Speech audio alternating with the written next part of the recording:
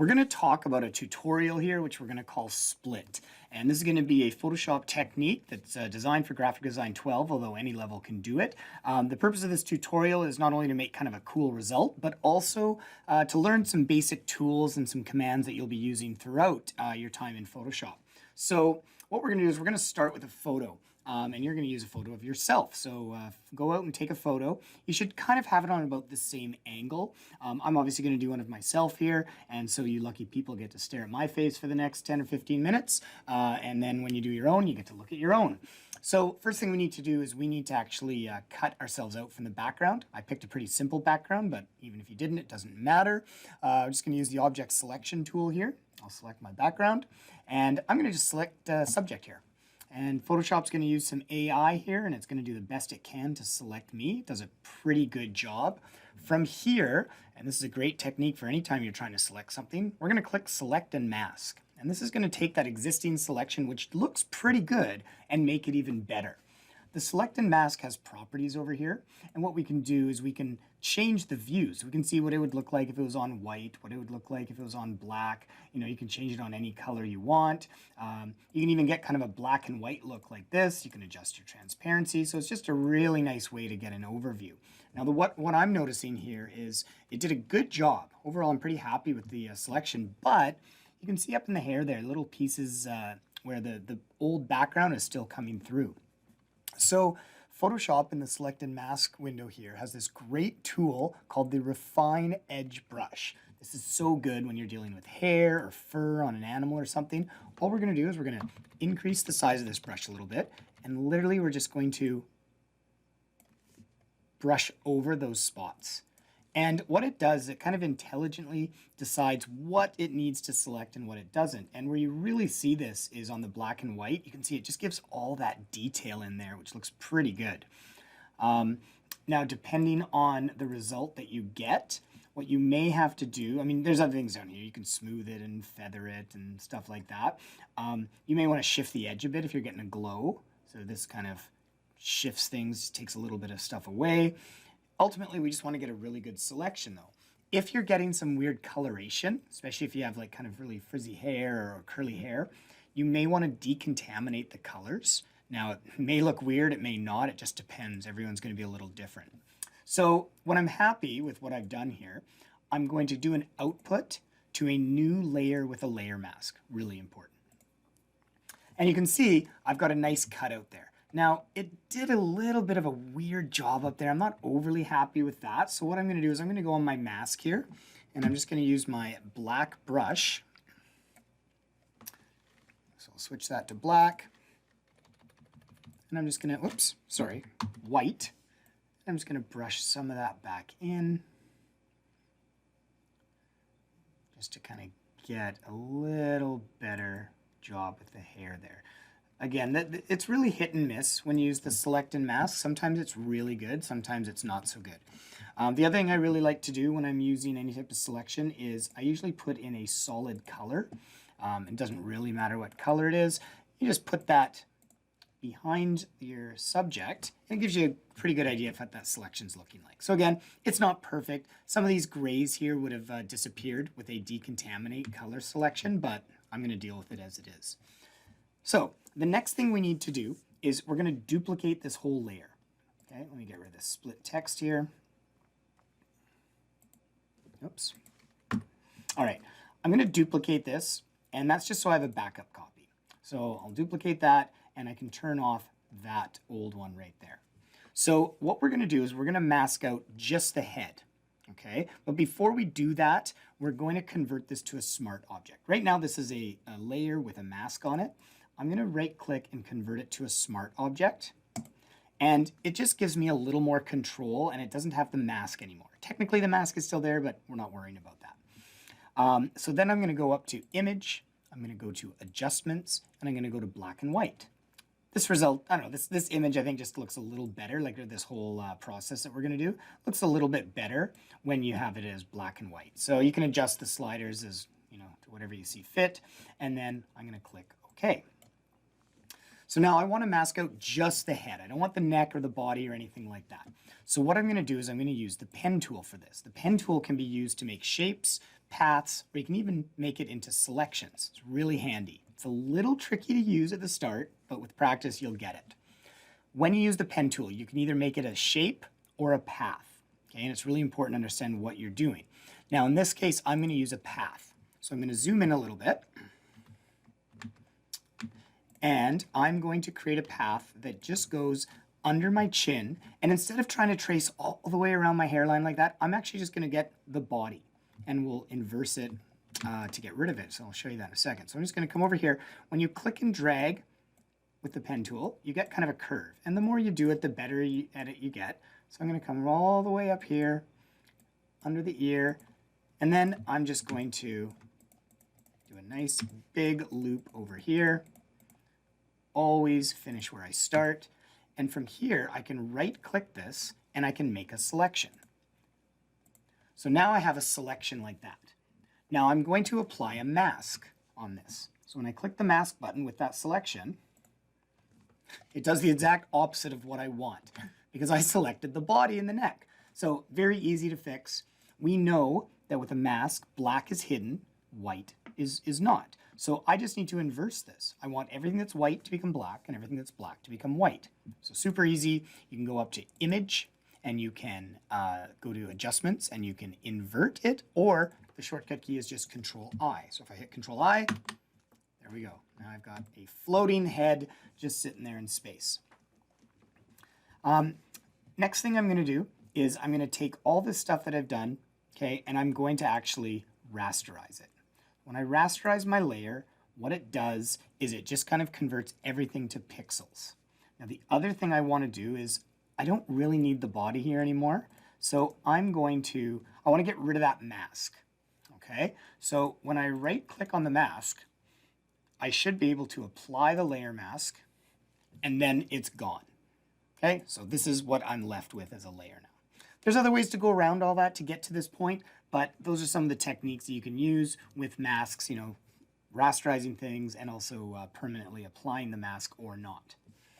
All right, from here, we're actually going to turn the pen tool into the shape instead of a path. So when I do a shape, what I'm going to do is I'm just going to create these basic shapes, and right now they're going to be white, I guess that's fine.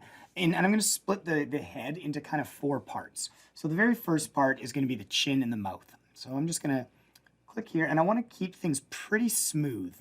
And when you're doing this, you almost want to imagine that if you were going to slice this head with like a giant saw, what would that perfectly flat plane look like? You know, so where the lip comes up, it probably would have a little bit of a ridge. When you do the nose is going to pop out a little more. So just keep it nice and smooth. I'm going to start over here and something like this. And then I'm going to come up here right through the ear. And then I'm just going to come down like that and finish where I started. So that's the first one. Then what I'm going to do, I could even call this, doesn't really matter, I could call this shape the mouth. Then what I'm going to do is I'm going to make another shape. Okay, so I'm going to take the pen tool, and this time I'm going to go right through the nose. So I'm going to come over here, come up, and there'll probably be a bit of a jump with the nose there, and back down, and then we'll go right over the top of the ear there. And I'm going to come all the way down here. Now, just so we're a little, less confused, we'll fill that with something different. Something obnoxiously bright. There we go. So now I've technically got 2 different shapes. Okay, I've got the mouth one, and then I guess you could call this, I don't know, the nose one. And then I'm going to do one for the hair and the forehead. So I'll take the pen tool one more time, and I'm going to come up here, and we'll just kind of nice smooth like that, just kind of follows the headline a little bit and finish where I started. And again, we'll just make that a different color so they all stand out. The reason that we did this with shapes is that now what we can do is we can use those shapes to actually create a selection of our head. So what I mean by that is, let's start with the, with the mouth. When I hit Control and click on the thumbnail like that, it makes a selection. And that selection is going to be important. So I'm going to hide this now, and you can see it selects right in that area. I'm now going to go to my background copy, and I'm going to hit Control X, which cuts it, so it disappears. Then what I'm going to do is I'm going to hit Control Shift V, which pastes it, and it should paste it perfectly in place. I don't know why recently Photoshop seems to paste it 1 pixel off. So I may just have to hit the up arrow, and then it tightens right up. So there's the first one, and I'm going to call that mouth layer. Okay, the next one. Might as well do the nose one. So I'm going to Control click the thumbnail for that weird random shape I made. Then I can hide it. Go back to the background layer, hit Control X. That's going to cut that part out. Hold down Control Shift V and bump it up 1. And this is going to be, we'll call that the nose layer. Then I'm going to go up to the top one, which is right up there. And I might bring that down just a little bit. Yeah, something like that. That looks good. I want the 4 parts to be somewhat equal. So I think that's going to work out a little better if I lower that a bit. Looks good. I'm going to hold down Control. It's going to give me a selection. I'm going to hide that. And then I'm going to, actually, you know what? That is a little too low. Sorry, I'm going to bring that back up just a little bit, like that. Control click it, hide that layer, go to my background copy, Control X, hold down Control Shift V, puts it back in place. So now, if I've done all this correctly, let's call this the hair layer. This original one has been all chopped up, and that's just the eyes left. So we'll call this, well, that was terrible spelling, the eyes layer. So I might even organize them a little nicer. Okay, so we're going to start with the mouth layer, then it should be the nose, then it should be the eyes, then it should be the hair. And I don't need these big shapes anymore that I made with the pen tool, so those are gone. From here, I'm going to separate things out a little bit. So we're going to take down the chin, take down the nose, take down the eyes, and take down the head. So we've obviously split that using these kind of neat shapes or whatever that kind of reflect what the plane might look like if we were to slice this person's, or me, their face. And now what we're going to do is we're going to use the pen tool, still on the shape, and we're going to create kind of almost a 3D layer that extends from the corners here. So what I mean by that is, I'll do it on the mouth. We're going to start here, and we're going to click like this, and you're going to make kind of a fairly round looking shape that's going to come around, and then it can go all the way under the area like that. Okay? And it's as easy as that. Now, if you need to adjust this to make it smoother, we get into this tool here, the Direct Selection tool. And the Direct Selection tool allows you to click on these nodes and actually move them around. So if you've ever done any vector illustrating, you know what nodes are. So this is a nice way to kind of make sure you've got really round looking things and it kind of, you're happy with the look of it. We're going to take that, we're going to select the Shape tool. This gives us our properties up here, and we're going to go Fill, and we're just going to fill it with a basic gradient. Okay, so under the basics, just a black to white is fine. We're going to change the colors later, but for now, I think that's going to be pretty good. Then, I might even bring this down a little bit. We're going to Alt drag this little 3D plane thing we made to duplicate it. And we're going to bring it up to the next one, just like that. And I could separate these as much as I want, just if I need more canvas space. Then I'm going to take it again, Alt. I'm going to drag that in there. I might have to rotate it a little bit. And I get these kind of planes. Now this one, I'm generally happy with. These ones, not at all. So what I'm going to do is I'm going to zoom in on those. I'm going to use my Path Selection tool, and I'm just going to kind of manipulate my nodes until I get kind of the result that I want. And again, it should be very smooth. Okay, we don't want to have a lot of nodes. Everything should look kind of smooth and rounded because the head is round, and you have to imagine if that head was sliced, what would it look like, right? And you may want to have like, you could have a little dip here if you really wanted. That kind of shows like where the ear is. And you know, the transform tool in Photoshop can be a little tricky. It does take a little bit of practice, but what you're going to do is you're just going to kind of manipulate things around until you generally are happy with the results. We're going to do that for all of them. I'm going to do that right now, and then I'll come back. All right. So once you've kind of got a general look for that you're happy with, what we're going to do is we're going to add some color. Okay, we're going to use a kind of dark gradients, but to give it a little artistic flair, we're going to use some colors here. So I'm going to select my shape right there, and I'm just going to go to my shape tool. And under the fill, instead of it being black to white, that was just the starting point, I'm going to come over here and I'm going to, I don't know, let's do maybe a dark red. So I'm going to start with the dark red, and then I'm going to go to an even darker red. Kind of down like that. Enough so I can see a bit of a gradient, because that gradient's going to give it a bit of a 3D look. That's not too bad. Okay, then I'm going to go to my next one. And again, these are just splash colors, whatever you want. I'm going to do a maybe a dark green or something like that. So I'll click into my gradient. I'll go over to my green section, start with a dark green there. And I'll finish with an even darker green, like that. And then the last one, maybe I'll do kind of like a burnt orange or something.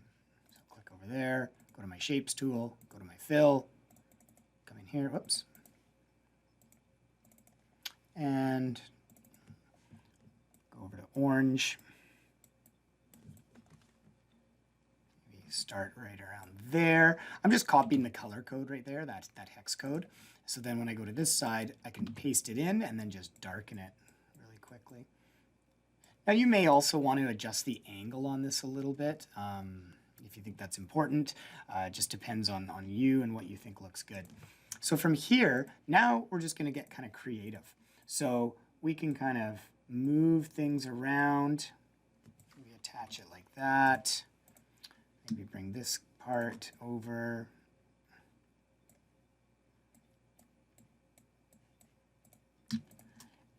And there's no real right or wrong way to do this. You just want to kind of have a neat effect, right? That shows that it's totally been split and there's these color splashes in between them.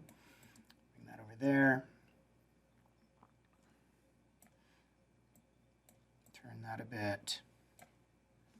Maybe bring this one up just a little bit.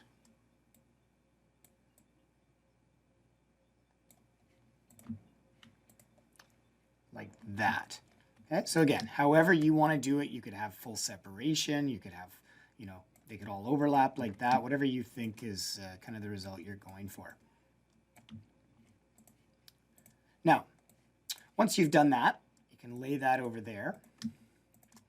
And we're going to add a bit of a shadow to give it kind of that floating look, as if it's floating in space. Easiest way to do a shadow, I find, is take your rectangle, or sorry, your ellipse tool over here. Make sure you're on shape, not on path.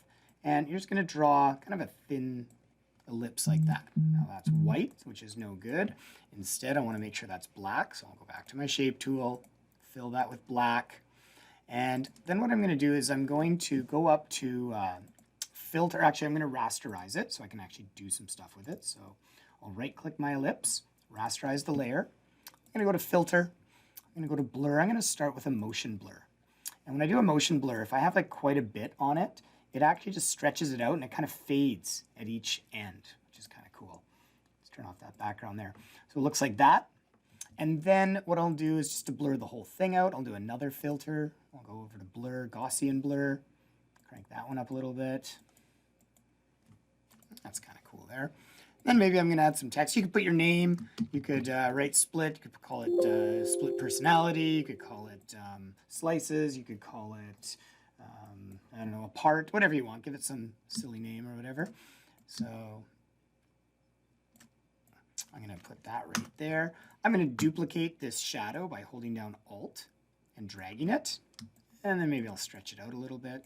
Stretch it out a little bit more because split is a little longer. Okay, and if I wanted to actually split the text split, well, same as before. I would rasterize this type so I can do more things with it.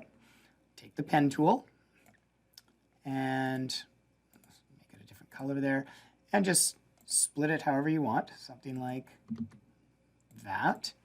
So I'm going to make a shape. I'm going to control click the shape just like that, and I can hide it.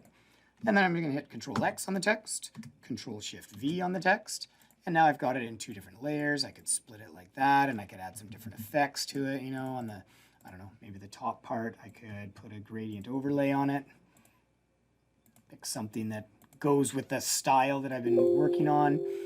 It's really up to you, right? These are just those finishing touches, whatever you think is kind of a cool technique. At the very end, you may want to put a color back on there. And something like that. Now, I'm not saying that's a great version or whatever. I would expect you guys to spend a little more time on it, but it's just kind of a cool way to play around with various tools in Photoshop and especially get used to the pen tool, which is really powerful and one that we'll be using more.